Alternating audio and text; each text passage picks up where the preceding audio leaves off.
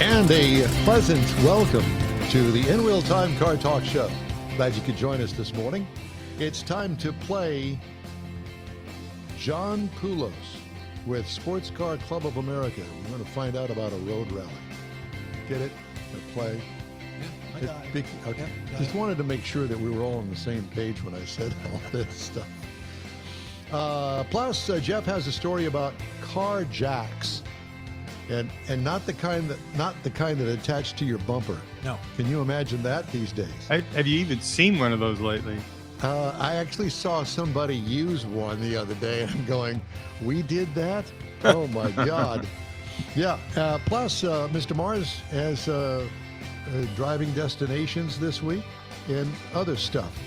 Jeff's got his usual fun things that he's going to join us with. So thank you for joining us and welcome. Along with Mike Out of This World Mars, we always need more Jeff Zekin. I'm Don Armstrong. David Ainsley is listening, monitoring, and doing his engineering thing from bed this morning because he stayed up way too late partying last He might night. not even be home yet. Well, there is that. I didn't think about that, but you're right, because he is the party animal. He is an animal. Welcome to the show anyway. Thank you so much for joining us today, and it's good to have you with us. So we got a great guest, John Poulos. He is with SCCA, Sports Car Club of America.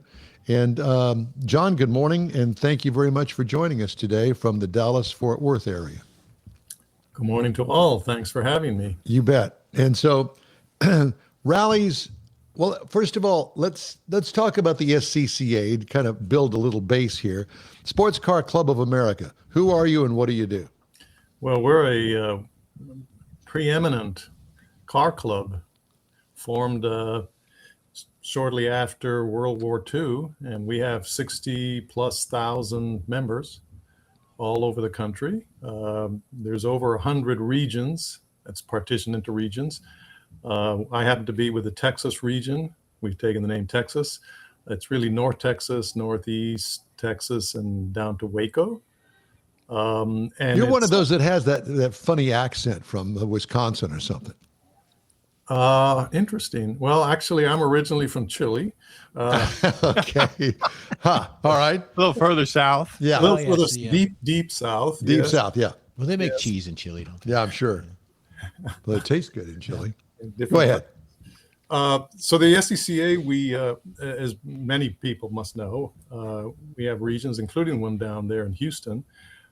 We have a program up here, very active. We do club racing, time trials, HBDs, those are track days, which I enjoy, autocross, something called street survival. That's really about coaching essentially teenagers how to drive safely under extreme conditions. And road rally. I lead the road rally program. Down in Houston, I think there's a rally cross, which is more of a speed event.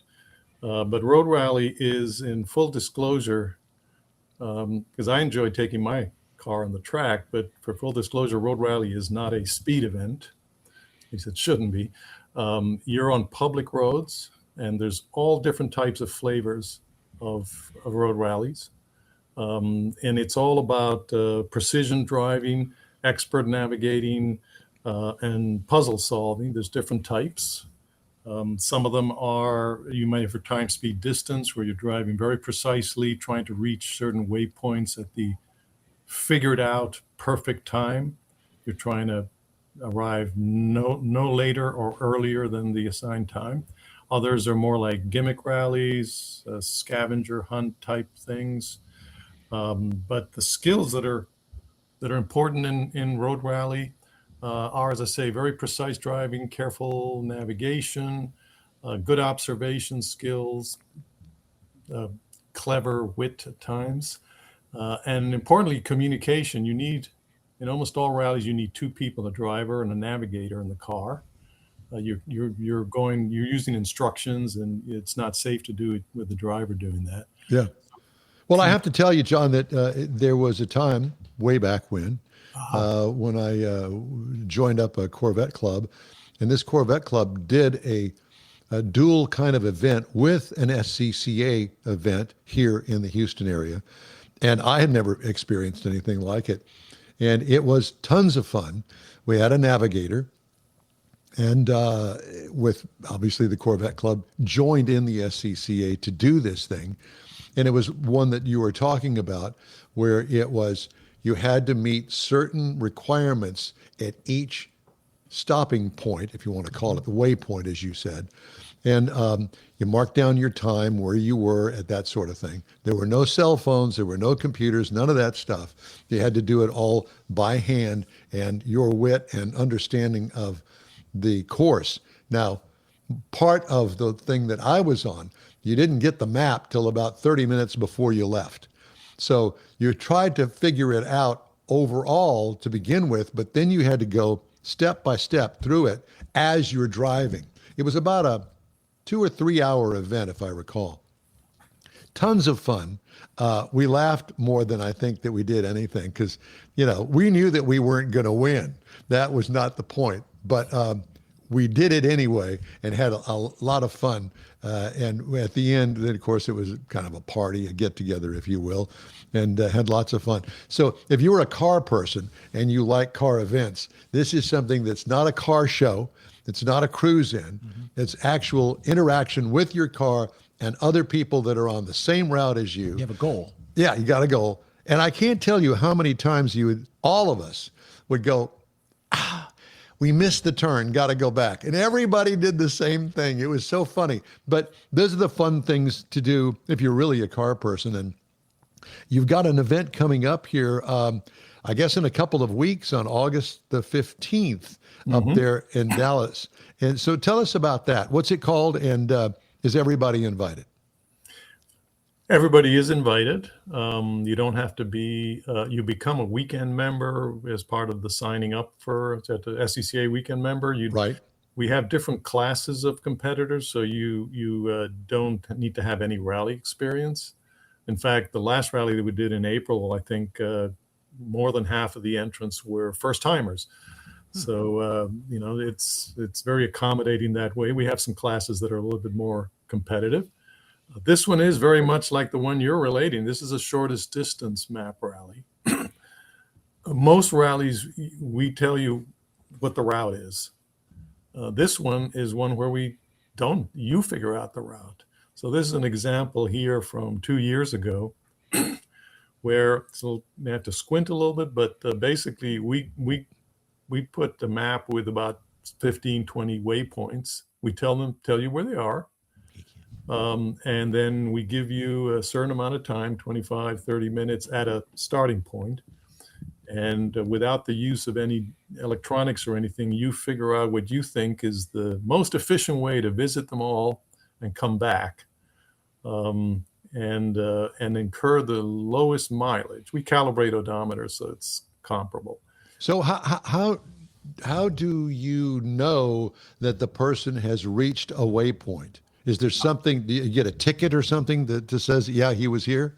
That's a great question. Up until a few years ago, I had to figure out some kind of thing there at each location, right? That you could only answer if you went there. Now, that limits where you can put the waypoints, because if there's a bunch of trees, well, technology comes in. There's a GPS app that's used for our rallies, for different types of rallies. And in this one, it basically, we set those in this GPS app. You have it on your phone. And when you drive by that waypoint, bing, it detects you and confirms that you've visited all the waypoints, because if not, you won't qualify. So that's a great question. It used to be a lot of rally stuff. The other rallies, 2 times, you needed a lot of people to put them together. Yeah. The billboard with the young toddler with the diaper halfway down being some sort of a suntan commercial at that particular waypoint. That's what we used to do. Yep, exactly. No, this is enabled by these kind of apps, which makes it a lot more convenient to put them together, especially since it's hard to find tons of volunteers to put this together. Sure, and that's what it took, because you had to have somebody along the route to kind of guide all of this stuff, and it was a huge event and very people intensive. Now, it doesn't seem that way. It seems like with the app, Oh my gosh. Make it a breeze to calculate who won and who got second and who got third and that sort of thing. Plus, you guys kind of complicate it by having classes. So tell me about the actual class of car. Is it the car or the driver that's in a class? It's the driver. It's the experience. And by the way, cars this is a road rally on public roads.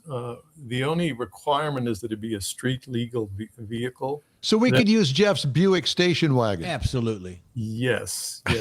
For a fee. In fact, and we've had sports cars. We've had antique, cars. The auto calibration is important because particularly some of those old cars, their odometer is so far off reality that if we don't calibrate, they'll come in with some ridiculously high or low mileage. But any street legal car will work. Yeah.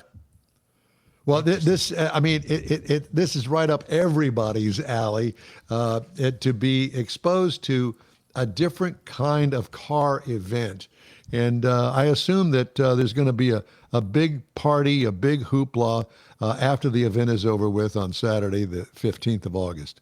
We always end at a restaurant or something like that, where people can exchange anecdotes, sometimes about how they got lost or how they ran into some cattle crossing the road or whatnot. Yes, we definitely we start and end in this case at a restaurant, and that's where a lot of the fun is. So, John, let me ask you, how many miles approximately is this course if you do it all right and you hit all your waypoints? The one this year, of course, I don't know the perfect route, but I would say that it's about 75 miles. So, in other words, if you hit all of the waypoints, 75 miles, at least 2 hours, I would offer. We'll actually check it out. It'll probably be about 3 hours. And by the way, if we set a time, if you take more than a certain amount of time, at some point we start to penalize you, but we give you ample time to do this. Just don't want people to. And as far as the mileage, that we talked about the skill, not missing any turns. We can get a range of answers all the way from 75 miles to 85 or more. So some people wind up seeing more of the countryside than others. That would be the Don Armstrong School of Driving. And I definitely got that. Now, okay. I was first introduced to SCCA. My sister and brother-in-law were members up in the Detroit area. In fact, my sister, I think, was a secretary at one point. Yeah. Well, it's tons of fun. I can tell you that from experience. How much does it cost? When do we need to register? And how do we find out more information? If you go to Motorsport Reg and look it up, there's a registration. Motorsport Reg. Yes. Or just, Google the DFW shortest distance map rally. Is it on an SCCA site somewhere? It's also on the Texas Region SCCA website. Okay. So it'll show up in it, but the registration is in Motorsport Reg, which is the platform that you use for so many sports car events and the like. And how much does it cost? It's $45, I believe, is if you're a member, you get a $15 discount. Gotcha. So it's a very approachable, low entry sport that then encourages people to try out other cars events. How often do you have these events? We used to have, in this region, 6 or 7 a year. Yeah. We slowed things down a little bit for the past 2 years, and now I'm restarting the program, and this is the second one, and I will have a third one later in the year. And well, I have to tell everybody that SCCA is a great organization. It's very different than showing cars, cruise-ins, right. that sort of thing. It's a different aspect of the car enthusiast crowd. And if you've never experienced it, I would encourage everybody to give it a shot. Because how did you get started? Well, that's interesting. I just came across it. I heard some folks, this was only about 15, 18 years ago, and word of mouth. And I thought, this sounds like something I want to try out. And what kind of car do you have today that you well, do these? I have a Mini Cooper, Okay. Cool. which I take on the track, and I use that for rallying. But depending on who I was driving with on the road, that could vary. So for a few years, my wife was my co-driver, and so we used her car. There are people who do it in minivans and people who do it in sports Nice. cars. Yeah, yeah, and that's the fun thing about it. And I know that you also have speed events. You have got all sorts of things for people to get involved in.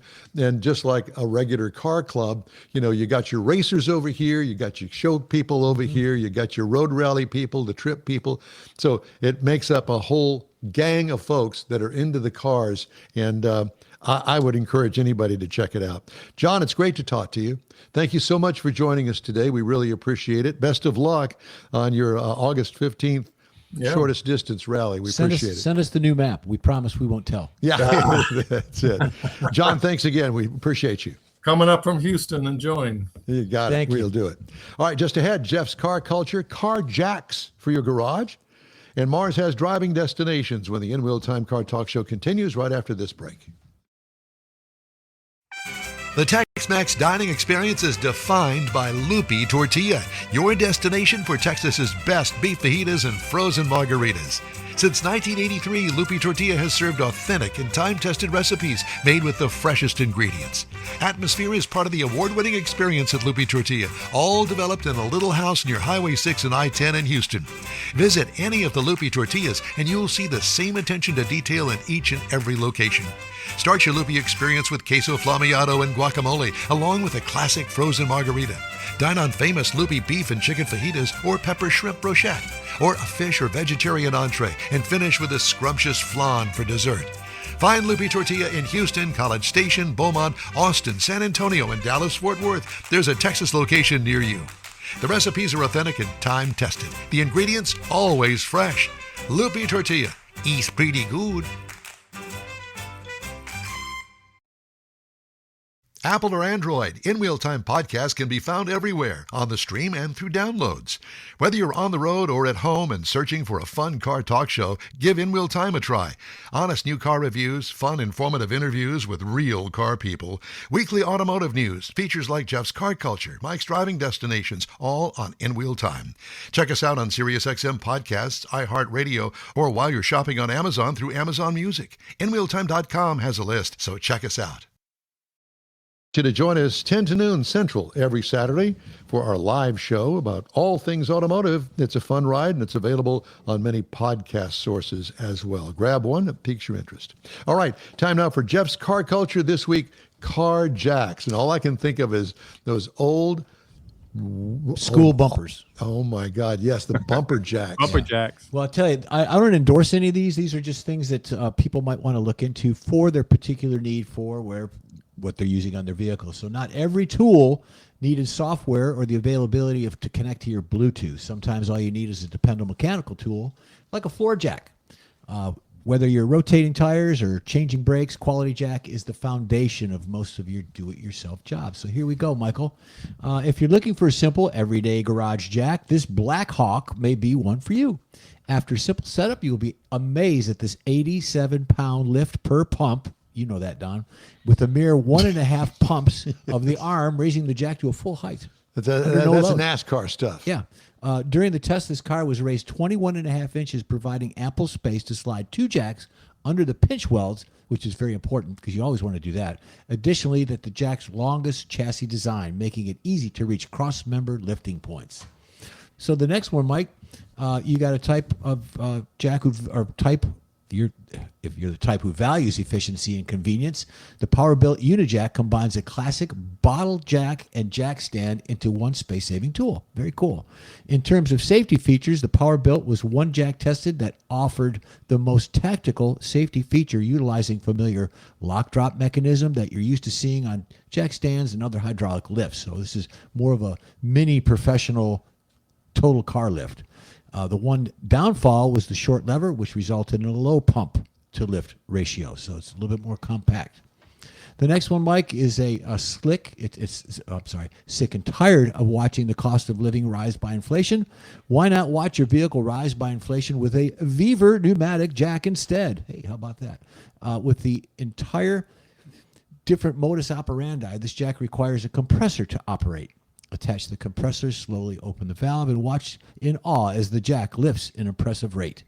Experts say lifting and lowering the jack at variable speeds, it takes a little bit of practice, but it's possible to learn it in just a little bit. You have to be careful of the height and the lowering availability, closing the valves off and such. So the maximum height measured is 15.8 inches. Plenty of room to lift the front vehicle for jack stands and a quick tire stop. That's a pretty neat little thing there. I like that. Unless your vehicle is a military-grade tank, you'll be hard-pressed to find a car in your fleet that the Big Red can't lift. The Big Red has an impressive weight capacity of 8,000 pounds, and that shows its heavy-duty steel frame and reinforced lifting arm. Another thing about the Big Red is that the low-profile jack can be used in low-profile vehicles. With low height of 3.8 inches at its lowest setting, the max lift of this is 20.5 inches. The lifting range is versatile enough for a variety of cars, strong enough to handle the heaviest of the lot. So that's a pretty good little jack there. Last one, Mike. If you're looking for low, light, and long-lasting trusty jack, the Pittsburgh low-profile aluminum racing jack may be just what you're looking for. The low-profile design is specifically tailored for vehicles with minimal ground clearance, making it a great choice for racing enthusiasts or low-profile vehicles. Experts say what makes it different is the traditional floor jack is aluminum material design.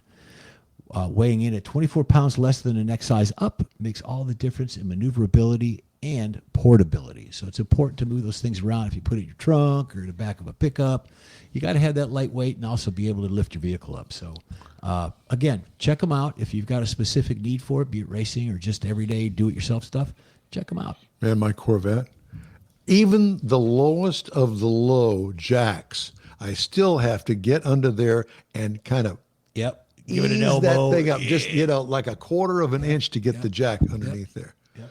And there are 4 jacking points on the car, 2 on each side, and you're supposed to have what is called a puck. And it's a thing that goes into the frame, and you twist it to hold it there. Lock it in. So that makes it even lower because the puck is probably about half to 3/4 of an inch thick. Yep. What a pain. All right. Well, there you go. Thank you, sir. Yep. All right, Mr. Mars, time now for driving destinations. I know you've got something fun and exciting for us. It's different. Let me put it that way. So, it is hurricane season down here along the coast. We just recently had a little tropical storm and everybody got all hot and bothered over it, thinking that we were going to get washed away again. But there's a lot of things that we have done in this area, particularly in Houston. Houston wasn't simply built, it was engineered. And so a lot of things happen behind the scenes with the reservoirs, bayous, and channels to kind of help check some of that flooding that goes on in one of the country's biggest cities. Now, the first thing that we're going to talk about is the Addicks Reservoir. Now, this was built by the U.S. Corps of Engineers after the floods in 1930. This is when this started. It's not really a lake in the traditional sense. Most of the time, it just looks like a big plain, like a big prairie or something out there, like a big park, a green space inside of Houston, but it's designed so that it will store billions, literally billions of gallons of water to keep it from rushing downstream into Buffalo Bayou and right down into downtown Houston. Now, the earthen dam there actually stretches for miles. A lot of people drive by it. They don't even realize what they're really looking at, but it's really part of the flood control structures. It was all engineered for this purpose, but they also used it to create some parks. There's some trailheads that you can actually go to, park, go do some walking out through the open basin whenever it's not full of water. The second one we want to look at is the Barker Reservoir. Now, this is just south of Addicks, and it's kind of the twin that works together with it. And the two of them, they create the largest flood control project in Texas. They work as a team, they hold the storm water, and they release it slowly as the weather clears. Now, during Hurricane Harvey, when my house in particular, I know it flooded, both reservoirs reached record levels, and that just gives you an idea how much water they will hold. But again, they've created parks. They've engineered this so that they got use when it's not flooding to create parks. You can go fishing, you can go hiking. There's a lot of areas of picnicking that you can do with these areas. Then the third one that we want to look at is the Buffalo Bayou itself. Now, Houston knows that as a big scenic park. You can go kayaking, you can go jogging down the trails, but the real purpose of that is part of flood control. It's one of the main drainage arteries, and it brings the storm water from West Houston that traditionally would flow right through downtown, and it funnels it out into Galveston Bay. And again, there's a lot of parks and green spaces that go along the way, and so it's not just for recreation, but it does, because of the spacing, the way they're designed, it looks like a big slope that goes back, almost like you would consider a beach, but it's a green space. That's so that it can hold even more water. The fourth one we want to talk about is Terry Hershey Park. And you'll notice all these are considered parks because that's the way they were engineered, so that the citizens of Houston get a little more value out of them. Now, this is over in West Houston, and you can see the flood control engineering in action without looking at it like it is. It's got the wide green corridors, natural vegetation, the sloping banks that all help it hold more water and funnel it in to keep it from flooding out houses and things around the Houston area. The last one is the most unique one, is the San Jacinto Monument. Now, this is going to seem kind of strange as a flood control tour, but it is, again, part of the flood control that you can see the bigger picture if you go up into the observation deck at the top of it.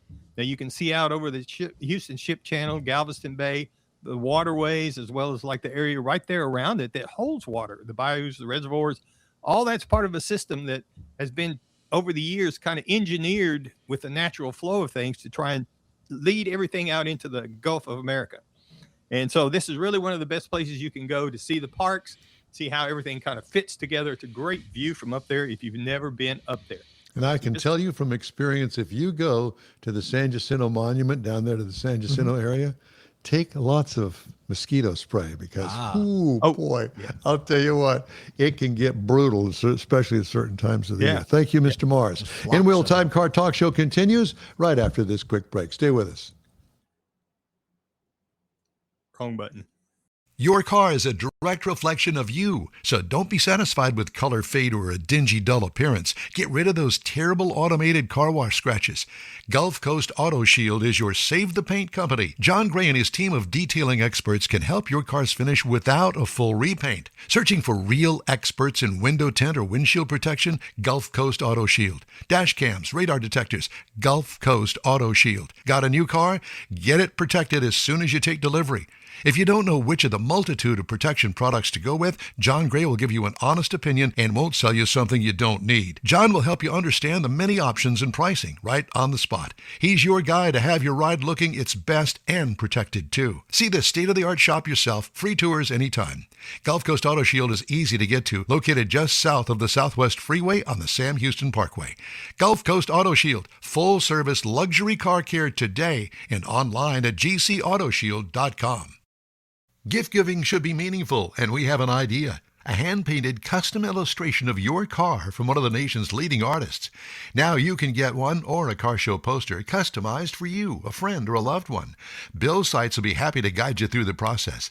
No matter what the day, birthday, anniversary, or any day, an Autographics custom illustration adds an extra touch of class to any home. Call Bill today, 832-922-0963. That's 832-922-0963. That's it for this podcast episode of the In-Wheel Time Car Show. I'm Don Armstrong, inviting you to join us for our live show every Saturday morning on Facebook, YouTube, Twitch, and our InWheelTime.com website. Podcasts are available on Apple Podcasts, Spotify, Stitcher, iHeart Podcast, Podcast Addict, TuneIn, Pandora, and Amazon Music. Keep listening, and we'll see you soon.